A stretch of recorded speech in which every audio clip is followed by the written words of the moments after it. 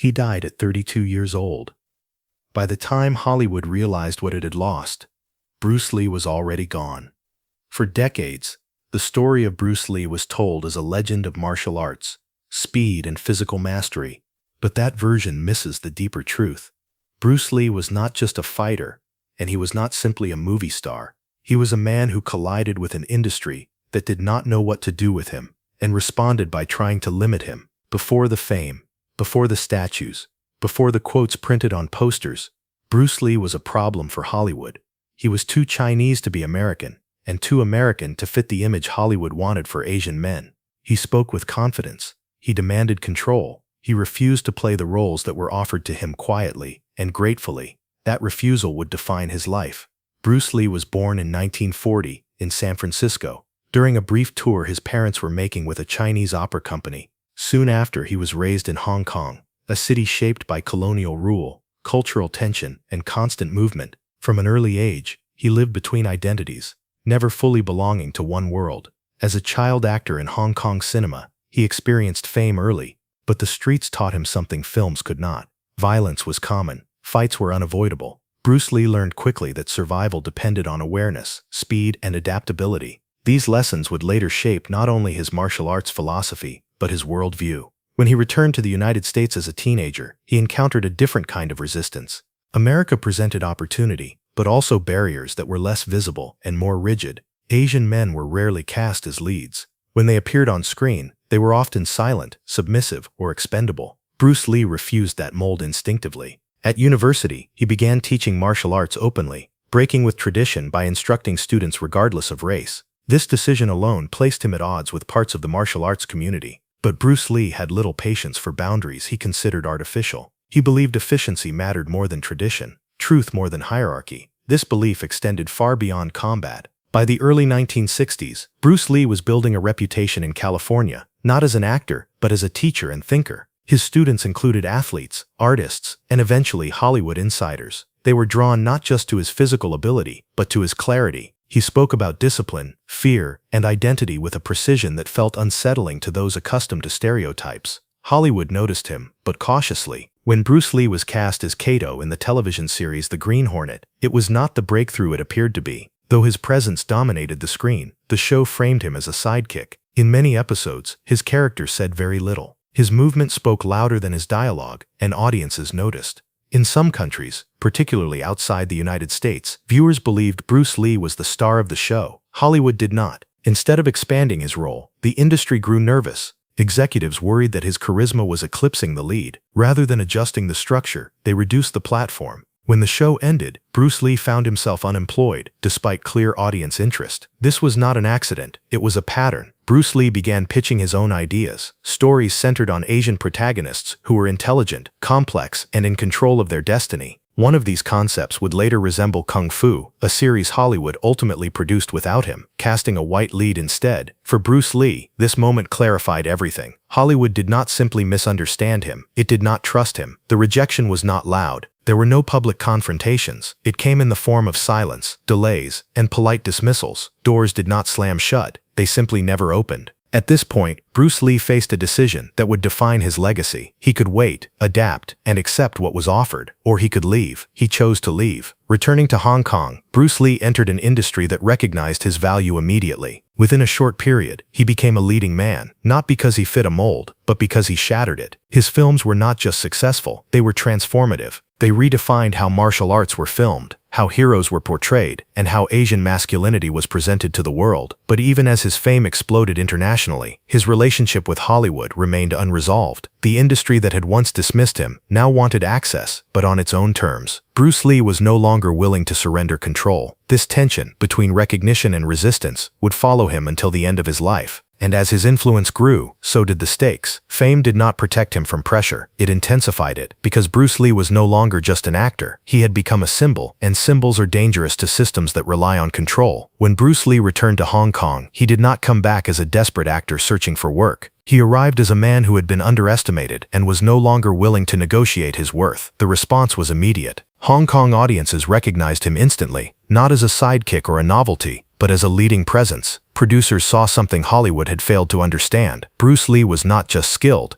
He was cinematic. His movements carried intention. His eyes communicated authority. On screen, he did not ask for attention. He commanded it. Within a short time, his films began breaking records. The Big Boss and Fist of Fury were not merely successful, they reshaped the local industry. The speed, intensity, and realism of Bruce Lee's fighting style felt revolutionary. Cameras moved differently around him. Editing adapted to his rhythm. Action scenes were no longer cluttered performances. They were statements. As his popularity exploded across Asia, something else happened quietly in the background. Hollywood started watching again. This time, the interest was real. Bruce Lee was no longer an experiment. He was a proven commodity. International box office numbers were impossible to ignore. American studios, once dismissive, now wanted meetings. Contracts were discussed. Partnerships were proposed. But the tone had not changed as much as it appeared. Hollywood still wanted control. Offers came with conditions. Creative decisions were reserved for executives. Scripts softened his character. Dialogue reduced his philosophy. Bruce Lee was expected to fit into existing frameworks rather than reshape them. The same system that had once rejected him now attempted to absorb him without altering itself. Bruce Lee resisted. He insisted on creative authority. He wanted input on choreography, character motivation, and narrative structure. He refused to play caricatures. He demanded respect, not gratitude. This insistence made negotiations difficult. Hollywood was accustomed to compliance, not challenge. For Bruce Lee, compromise felt like erasure. Instead of yielding, he doubled down on independence. He wrote, directed, and starred in Way of the Dragon, a film that was not designed to please executives. It was designed to express identity. The famous fight scene with Chuck Norris was not simply a spectacle. It was a confrontation between philosophies, filmed with deliberate pacing and symbolism. The film's success proved something crucial. Bruce Lee did not need Hollywood to validate him. Ironically, that realization intensified Hollywood's desire to reclaim him. The industry now saw both profit and prestige at stake. Negotiations resumed, this time with greater urgency. Eventually, an agreement was reached to produce Enter the Dragon, a project positioned as a true East-West collaboration. For the first time, Bruce Lee was not being asked to fit into Hollywood. Hollywood was being asked to meet him halfway. The production was intense. Bruce Lee pushed himself relentlessly, not only physically but mentally. He was deeply involved in every aspect of the film. He corrected movements, reworked scenes, and refined pacing. His perfectionism was not about ego, it was about precision. He understood that this film would define how the world perceived him, and possibly how it perceived Asian protagonists altogether. The pressure was enormous. Bruce Lee was no longer just representing himself. He carried the weight of expectations from audiences who had never seen someone like him occupy center stage on a global scale. He also faced scrutiny from an industry unsure whether it could trust him with such visibility. Behind the scenes, his lifestyle became increasingly demanding. Training intensified, sleep decreased, stress accumulated. Those close to him noticed changes, fatigue, tension, moments of withdrawal. Fame had not brought balance. It had magnified every vulnerability. Yet outwardly, Bruce Lee appeared unstoppable. By the time Enter the Dragon neared completion, anticipation was unprecedented. The film promised to introduce Bruce Lee to a worldwide audience on a scale never before achieved. Studios prepared for release. Marketing campaigns were planned. The industry was finally ready to claim him. Then abruptly, everything stopped. In July 1973, Bruce Lee died in Hong Kong at the age of 32. The news shocked the world. Explanations were unclear. Speculation filled the absence of certainty. Medical reports, rumors, and conspiracy theories collided almost immediately. The timing was devastating. Bruce Lee did not live to see the release of the film meant to solidify his global recognition. When Enter the Dragon premiered, it became a phenomenon. Bruce Lee became a worldwide icon almost overnight, but the man himself was gone. Hollywood mourned him publicly. Tributes followed. The industry that had once hesitated now celebrated him as a legend. His image appeared everywhere. Posters, interviews, retrospectives. Bruce Lee was embraced as a symbol of excellence, discipline, and cultural impact. Yet beneath the praise lay an uncomfortable truth. Hollywood had accepted Bruce Lee only after it no longer had to negotiate with him. His death froze him in time, preserving his image without the challenge his presence had posed. The man who demanded control, questioned stereotypes, and refused simplification could no longer push back. Bruce Lee became immortal, but the questions he raised did not disappear. Bruce Lee's death did not end the story, it transformed it. When news of his passing spread, confusion followed immediately. He was young, disciplined, and at the peak of his physical condition. The official explanations felt insufficient to many. Medical terminology collided with rumor. Speculation filled the vacuum left by unanswered questions. For years, theories would circulate, fueled by disbelief more than evidence. But beyond the mystery of how he died lay a more enduring question: what his life had already changed. Enter the Dragon was released after his death, and became an international phenomenon. Audiences who had never seen Bruce Lee before were introduced to a presence unlike anything Hollywood had offered. He was not submissive. He was not comic relief. He was not silent. He was intelligent, composed, and in full control of his body and purpose. The impact was immediate and global. Martial arts schools multiplied overnight. Film industries across Asia reoriented themselves around his style. Western audiences began reassessing long-held stereotypes. Bruce Lee had done in a few films what decades of gradual progress had failed to achieve. He had shifted perception. Hollywood responded quickly, but selectively.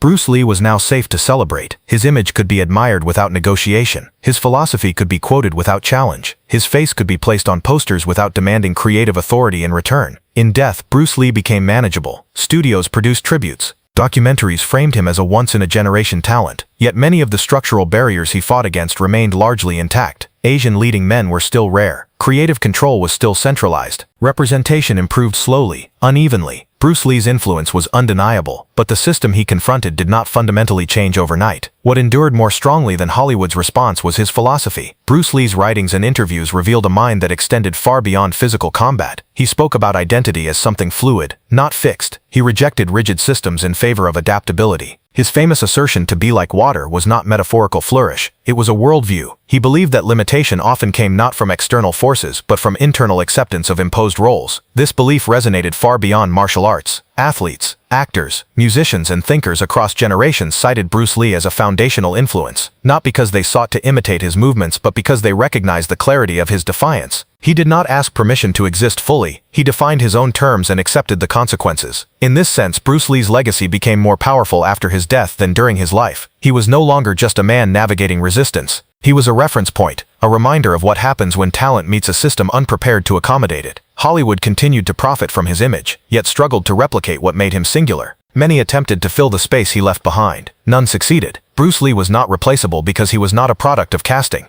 He was the product of conviction. Decades later, his name still carries weight. His films remain studied, not only for choreography but for framing, pacing, and intention. His interviews circulate widely, often detached from their historical context but still potent. His influence appears in unexpected places, from mixed martial arts to philosophy courses, from hip-hop lyrics to leadership seminars. Bruce Lee did not belong to one culture, and that was precisely his power. He lived between worlds, Chinese and American, tradition and innovation, discipline and freedom. Hollywood wanted him to choose. He refused. That refusal defined his life and complicated his relationship with the industry that sought to categorize him. In the end, Bruce Lee did not conquer Hollywood. He outgrew it. His career was short. His filmography was limited. His life ended before resolution. And yet his presence remains unusually intact, not preserved through constant reinvention, but through relevance. Bruce Lee did not need decades to make his point. He needed clarity. The industry that once hesitated to embrace him now treats him as an icon. But icons are safe. They do not argue. They do not demand. They do not disrupt. Bruce Lee, when he was alive, did all three, and that may be the most honest way to remember him. Not as a myth built after death, not as a statue frozen in admiration, but as a man who moved faster than the system around him, and in doing so revealed its limits.